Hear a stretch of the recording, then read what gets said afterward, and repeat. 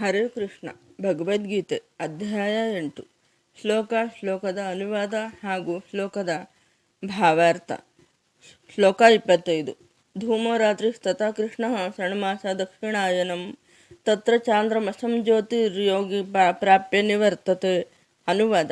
ಧೂಮಕಾಲದಲ್ಲಿ, ರಾತ್ರಿಯಲ್ಲಿ, ಕೃಷ್ಣ ಪಕ್ಷದಲ್ಲಿ, ದಕ್ಷಿಣಾಯನದ 6 ತಿಂಗಳಲ್ಲಿ ಮರಣ ಹೊಂದುವ ಯೋಗಿಯು ಚಂದ್ರಲೋಕವನ್ನು ಸೇರುತ್ತಾನೆ, ಆದರೆ ಮರಳಿ ಬರುತ್ತಾನೆ. ಭಾವಾರ್ಥ. ಶ್ರೀಮದ್ ಭಾಗವತದ 3ನೆಯ ಸ್ಕಂದದಲ್ಲಿ ಕಪಿಲ ಮುನಿಯು ಭೂಲೋಕದಲ್ಲಿ ಕರ್ಮಾಚರಣೆಯಲ್ಲಿ ಮತ್ತು ಯಜ್ಞ ಮಾರ್ಗಗಳಲ್ಲಿ ಪರಿಣತರಾದವರು ಮರಣದ ಅನಂತರ ಚಂದ್ರನನ್ನು ಸೇರುತ್ತಾರೆ ಎಂದು ಹೇಳಿದ್ದಾರೆ.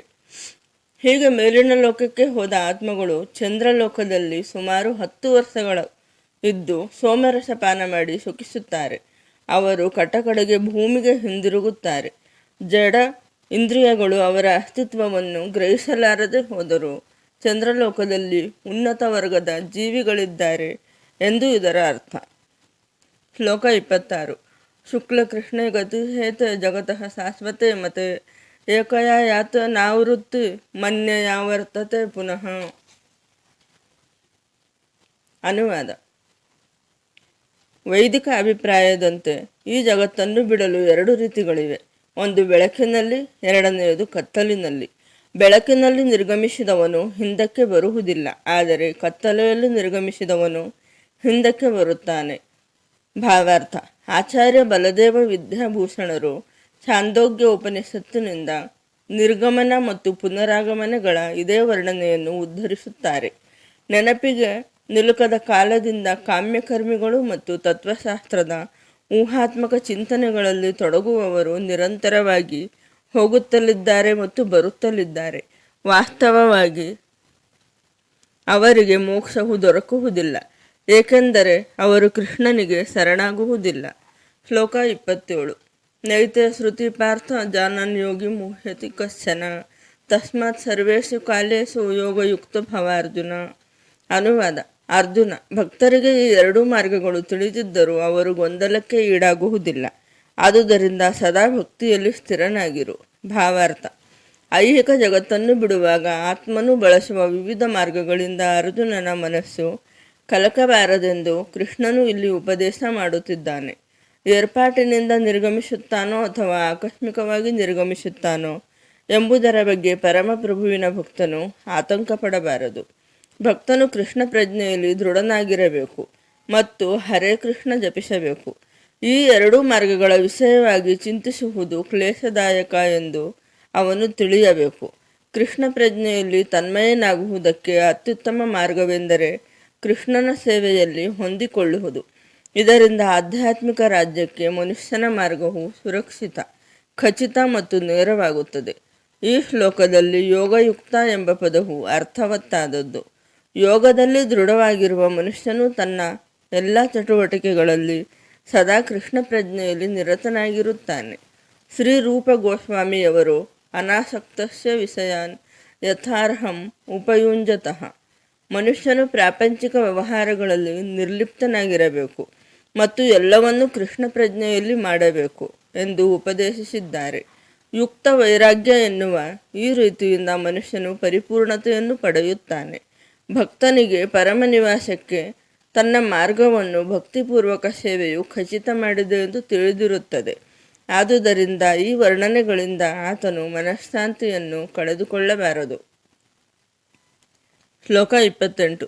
ವೇದೇಶು ಯಜ್ಞೇಶು ತಪಸ್ಸು ಚೈವ ದಾನೇಶು ಯತ್ ಪುಣ್ಯ ಫಲಂ ಪ್ರದಿಷ್ಟಂ ಅತ್ಯತಿ ತತ್ಸರ್ವಮಿದಂ ವಿದಿತ್ವ ಯೋಗಿ ಪರಮಸ್ಥಾನಮುಪೈತಿ ಸಾಧ್ಯಂ. ಅನುವಾದ. ಭಕ್ತಿಪೂರ್ವಕ ಸೇವೆಯ ಮಾರ್ಗವನ್ನು ಸ್ವೀಕರಿಸುವವನು ವೇದಾಧ್ಯಯನ, ಯಜ್ಞಗಳ ಆಚರಣೆ, ದಾನ ಮಾಡುವುದು ಅಥವಾ ತಾತ್ವಿಕ ಮತ್ತು ಕಾಮ್ಯ ಕರ್ಮಗಳಿಂದ ಬರುವ ಫಲಗಳಿಂದ ವಂಚಿತನಲ್ಲ. ಭಕ್ತಿ ಸೇವೆ ಮಾಡಿದರೆ ಸಾಕು, ಆತನು ಇವೆಲ್ಲವನ್ನೂ ಪಡೆಯುತ್ತಾನೆ ಮತ್ತು ಕಡೆಯಲ್ಲಿ ಪರಮ ಶಾಶ್ವತ ನಿವಾಸವನ್ನು ಸೇರುತ್ತಾನೆ. ಭಾವಾರ್ಥ. 7 ಮತ್ತು 8ನೇ ಅಧ್ಯಾಯಗಳು ವಿಶೇಷವಾಗಿ ಕೃಷ್ಣ ಪ್ರಜ್ಞೆ ಮತ್ತು ಭಕ್ತಿ ಸೇವೆಗಳನ್ನು ಕುರಿತವು. ಈ ಶ್ಲೋಕವು ಈ ಅಧ್ಯಾಯಗಳ ಸಾರ ಸಂಗ್ರಹ. ಮನುಷ್ಯನು ಒಬ್ಬ ಗುರುವಿನ ಮಾರ್ಗದರ್ಶನದಲ್ಲಿ ವೇದಾಧ್ಯಯನ ಮಾಡಬೇಕು. ಮತ್ತು ಗುರುವಿನ ರಕ್ಷಣೆಯಲ್ಲಿರುವಾಗ ವ್ರತಗಳನ್ನು ತಪಸ್ಸನ್ನು ಆಚರಿಸಬೇಕು. ಬ್ರಹ್ಮಚಾರಿಯು ಗುರುವಿನ ಮನೆಯಲ್ಲಿ ಸೇವಕನಂತೆ ಇರಬೇಕು ಮತ್ತು ಮನೆ ಮನೆಗೆ ಹೋಗಿ ಭಿಕ್ಷೆ ಬೇಡಿ ಗುರುವಿಗೆ ಒಪ್ಪಿಸಬೇಕು. ಗುರುವಿನ ಅಪ್ಪಣೆಯಂತೆ ಆತನು ಆಹಾರವನ್ನು ಸೇವಿಸುತ್ತಾನೆ. ಎಂದಾದರೂ ಗುರುವು ಶಿಷ್ಯನನ್ನು ಊಟಕ್ಕೆ ಕರೆಯುವುದನ್ನು ಮರೆತರೆ ಶಿಷ್ಯನು ಉಪವಾಸ ಮಾಡುತ್ತಾನೆ. ಬ್ರಹ್ಮಚರ್ಯದ ಆಚರಣೆಗೆ ಇವು ಕೆಲವು ವೈದಿಕ ತತ್ವಗಳಾಗಿವೆ. ಶಿಷ್ಯನು ಗುರುವಿನ ಬಳಿ ಕಡೆಯ ಪಕ್ಷ 5ರಿಂದ 20ನೆಯ ವಯಸ್ಸಿನವರೆಗೆ ವೇದಾಭ್ಯಾಸ ಮಾಡಿದ ನಂತರ ಅವನು ಪರಿಪೂರ್ಣ ಚಾರಿತ್ರ್ಯವುಳ್ಳ ಮನುಷ್ಯನಾಗಬಹುದು. ವೇದಾಭ್ಯಾಸವು ಆರಾಮ ಕುರ್ಚಿಯಲ್ಲಿ ಕುಳಿತು ಊಹಾತ್ಮಕ ಚಿಂತನೆಗಳಲ್ಲಿ ತೊಡಗುವವರ ಮನರಂಜನೆಗಾಗಿ ಅಲ್ಲ. ಅದರ ಉದ್ದೇಶ ಚಾರಿತ್ರ್ಯವನ್ನು ರೂಪಿಸುವುದು. ಈ ಶಿಕ್ಷಣದ ಅನಂತರ ಬ್ರಹ್ಮಚಾರಿಗೆ ಗೃಹಸ್ಥಾಶ್ರಮವನ್ನು ಪ್ರವೇಶಿಸಿ ಮದುವೆಯಾಗಲು ಸಮ್ಮತಿ ದೊರೆಯುತ್ತದೆ. ಗೃಹಸ್ಥನಾಗಿದ್ದಾಗ ಆತನು ಇನ್ನೂ ಹೆಚ್ಚಿನ ಜ್ಞಾನವನ್ನು ಪಡೆಯಲು ಅನೇಕ ಯಜ್ಞಗಳನ್ನು ಮಾಡಬೇಕು. ದೇಶ, ಕಾಲ ಮತ್ತು ಪಾತ್ರಗಳಿಗೆ ಅನುಗುಣವಾಗಿ ಸಾತ್ವಿಕ, ರಾಜಸ, ತಾಮಸಗಳಲ್ಲಿನ ದಾನಗಳಲ್ಲಿ ವಿವೇಚನೆ ಇಟ್ಟುಕೊಂಡು ಭಗವದ್ಗೀತೆಯಲ್ಲಿ ಹೇಳಿದಂತೆ ದಾನ ಮಾಡಬೇಕು. ಗೃಹಸ್ಥ ಜೀವನವನ್ನು ಬಿಟ್ಟು ವಾನಪ್ರಸ್ಥಾಶ್ರಮವನ್ನು ಸ್ವೀಕರಿಸಿದಾಗ ಕಾಡುಗಳಲ್ಲಿ ವಾಸ ಮಾಡುವುದು, ಮರದ ತೊಗಟೆಗಳನ್ನು ಉಡುಪಾಗಿ ಧರಿಸುವುದು, ಕ್ಷೌರ ಮಾಡಿಕೊಳ್ಳದಿರುವುದು ಮೊದಲಾದ ರೀತಿಯಲ್ಲಿದ್ದು ಕಠಿಣ ತಪಸ್ಸುಗಳನ್ನು ಮಾಡಬೇಕು. ಬ್ರಹ್ಮಚರ್ಯ, ಗೃಹಸ್ಥ, ವಾನಪ್ರಸ್ಥ ಮತ್ತು ಸನ್ಯಾಸಾಶ್ರಮಗಳನ್ನು ಆಚರಿಸಿ ಮನುಷ್ಯನು ಬದುಕಿನ ಪರಿಪೂರ್ಣತೆಯ ಹಂತಕ್ಕೆ ಏರುತ್ತಾನೆ. ಕೆಲವರನ್ನು ಅನಂತರ ಸ್ವರ್ಗಲೋಕಗಳಿಗೆ ಏರಿಸಲಾಗುತ್ತದೆ. ಅವರು ಇನ್ನೂ ಮುಂದುವರಿದಾಗ ಆಧ್ಯಾತ್ಮಿಕ ಬಾನಿನಲ್ಲಿ ಮುಕ್ತಿ ಹೊಂದುತ್ತಾರೆ. ನಿರಾಕಾರ ಬ್ರಹ್ಮಜ್ಯೋತಿಯಲ್ಲಿ ಅಥವಾ ವೈಕುಂಠ ಲೋಕಗಳಲ್ಲಿ ಇಲ್ಲವೇ ಕೃಷ್ಣ ಲೋಕದಲ್ಲಿ ಮುಕ್ತಿಯನ್ನು ಪಡೆಯುತ್ತಾರೆ. ವೈದಿಕ ಸಾಹಿತ್ಯದಲ್ಲಿ ರೂಪಿಸಿರುವ ಮಾರ್ಗ ಇದು. ಕೃಷ್ಣ ಪ್ರಜ್ಞೆಯ ಸೊಗಸೆಂದರೆ ಭಕ್ತಿ ಸೇವೆಯಲ್ಲಿ ನಿರತನಾಗುವುದರ ಮೂಲಕ ಒಂದೇ ಸಲಕ್ಕೆ ಮನುಷ್ಯನು ಬೇರೆ ಬೇರೆ ಆಶ್ರಮಗಳ ವಿವಿಧ ವಿಧಿಕರ್ಮಗಳನ್ನು ದಾಟಿ ಹೋಗಬಹುದು. ಇದಂ ವಿದಿತ್ವ ಎನ್ನುವ ಮಾತುಗಳು ಭಗವದ್ಗೀತೆಯ ಈ ಅಧ್ಯಾಯದಲ್ಲಿಯೂ 7ನೇ ಅಧ್ಯಾಯದಲ್ಲಿಯೂ ಶ್ರೀಕೃಷ್ಣನು ಕೊಟ್ಟಿರುವ ಉಪದೇಶಗಳನ್ನು ಅರ್ಥ ಮಾಡಿಕೊಳ್ಳಬೇಕು ಎಂದು ಸೂಚಿಸುತ್ತವೆ. ವಿದ್ವತ್ತಿನಿಂದ ಅಥವಾ ಊಹಾತ್ಮಕ ಚಿಂತನೆಗಳಿಂದ ಇವನ್ನು ಅರ್ಥ ಮಾಡಿಕೊಳ್ಳಲು ಪ್ರಯತ್ನಿಸಬಾರದು. ಇವನ್ನು ಭಕ್ತರ ಸಹವಾಸದಲ್ಲಿ ಕೇಳಿ ಅರ್ಥ ಮಾಡಿಕೊಳ್ಳಬೇಕು. 7ನೇ ಅಧ್ಯಾಯದಿಂದ 12ನೇ ಅಧ್ಯಾಯದವರೆಗಿನ ಭಾಗ ಭಗವದ್ಗೀತೆಯ ತಿರುಳು. ಮೊದಲನೇ 6 ಅಧ್ಯಾಯಗಳು ಮತ್ತು ಕಡೆಯ 6 ಅಧ್ಯಾಯಗಳು ಭಗವಂತನು ವಿಶೇಷವಾಗಿ ರಕ್ಷಿಸುವ ಮಧ್ಯದ 6 ಅಧ್ಯಾಯಗಳಿಗೆ ಕವಚವಿದ್ದಂತೆ.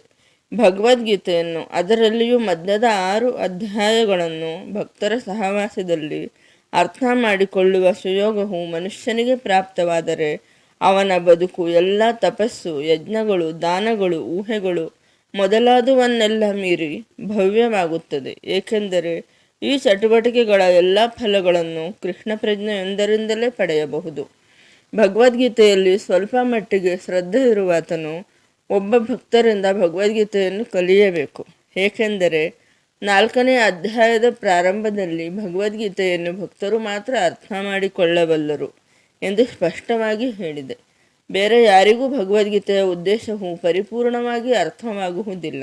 ಆದುದರಿಂದ ಭಗವದ್ಗೀತೆಯನ್ನು ಕೃಷ್ಣನ ಒಬ್ಬ ಭಕ್ತರಿಂದ ಕಲಿಯಬೇಕು, ಊಹಾತ್ಮಕ ಚಿಂತನೆಗಳಲ್ಲಿ ತೊಡಗುವವರಿಂದ ಅಲ್ಲ. ಇದು ಶ್ರದ್ಧೆಯ ಗುರುತು. ವ್ಯಕ್ತಿಯು ಭಕ್ತನಿಗಾಗಿ ಹುಡುಕಿ ಕಡೆಗೆ ಭಕ್ತನ ಸಹವಾಸವು ದೊರೆತಾಗ ಆತನು ಭಗವದ್ಗೀತೆಯನ್ನು ಅಧ್ಯಯನ ಮಾಡಿ ಅರ್ಥ ಮಾಡಿಕೊಳ್ಳಲು ಪ್ರಾರಂಭಿಸುತ್ತಾನೆ. ಭಕ್ತನ ಸಹವಾಸದಲ್ಲಿ ಮುನ್ನಡೆದ ವ್ಯಕ್ತಿಯು ಭಕ್ತಿ ಸೇವೆಯಲ್ಲಿ ತೊಡಗುತ್ತಾನೆ. ಈ ಸೇವೆಯು ಕೃಷ್ಣನನ್ನು ಅಥವಾ ದೇವರನ್ನು ಕುರಿತು ಕೃಷ್ಣನ ಲೀಲೆ, ರೂಪ, ವಿನೋದ, ಹೆಸರು ಮತ್ತು ಇತರ ಲಕ್ಷಣಗಳನ್ನು ಕುರಿತು ಆ ಮನುಷ್ಯನಿಗೆ ಇರಬಹುದಾದ ಎಲ್ಲ ಸಂದೇಹಗಳನ್ನು ದೂರ ಮಾಡುತ್ತದೆ.